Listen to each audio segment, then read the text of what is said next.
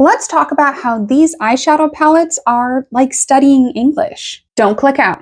Trust me, it'll all make sense in a moment. So I got these two beautiful palettes for Black Friday, but as soon as I opened them up, I realized that their original organization just didn't really make sense to me. So right away, I took out the pans and reorganized them in a way that worked better for how I do my makeup. But even after reorganizing the pans, this one made me feel a little bit anxious, like it seems so dark and intimidating, and I was worried that maybe I had just wasted a lot of money.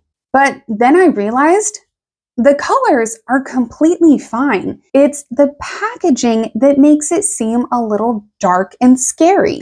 Now, the same situation can apply to learning a new language. There are so many language resources available, and some of them can seem really intimidating. They may not be the right fit for your learning style. But here's the thing, you need to find what works best for you. Instead of a textbook or a specific course, you might actually learn better in context, like with movies or reading. This is also how I generally teach my classes. We rarely use specific textbooks or traditional learning materials. I find that my group of students learn most effectively when they experience new grammar or vocabulary in context. We have to do what works for us. Everyone has their own way of learning and studying, so you don't have to follow someone else's exact method. Who cares if you study at a different time of day or like using alternative materials? If using a textbook works for you,